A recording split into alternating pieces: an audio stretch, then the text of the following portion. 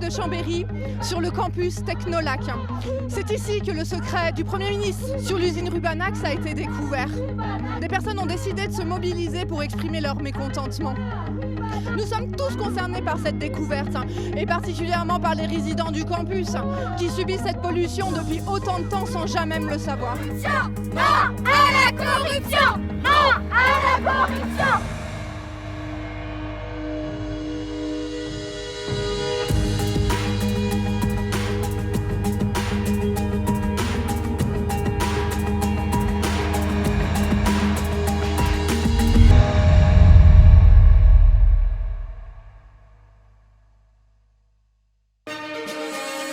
In France, the Prime Minister has a large number of shares in the Rubanax company. Nous apprenons à l'instant que le Premier ministre français possède une grande quantité de parts dans l'entreprise Rubanax, dont l'usine de production de pâte à papier basée à Chambéry est tristement connue pour sa quantité de pollution émise dans sa région.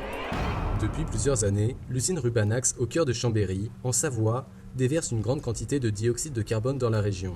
Cette usine, première productrice de pâte à papier en France, en fabrique plus de 150 000 tonnes par an. Seulement, elle propage aussi plus de 325 000 tonnes de CO2 dans la région. Le mois dernier, France News annonçait que le Premier ministre, Émile Philippe, détenait une part colossale de l'entreprise Rubanax, ce qui a engendré des manifestations dans toute la France. Nous avons essayé d'obtenir plus d'informations au cœur de l'usine. C'est bien cadré là ? Ok. Bon, bien, nous sommes devant l'usine Rubanax, l'usine qui est au centre de l'affaire, et nous allons nous approcher au plus près du scandale. Attends, ça va là, regarde, attends. Allez, viens là, viens. Oh, viens, regarde ça. Bien voilà, mesdames et messieurs, regardez les conditions de cette usine, regardez à quel point aucune norme de sécurité n'est respectée. Là, fine, regarde.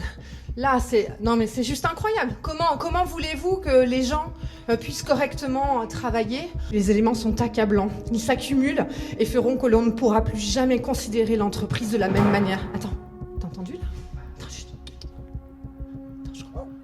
je crois qu'on est repéré là. Attends. On y va. Attends, vas-y, par là.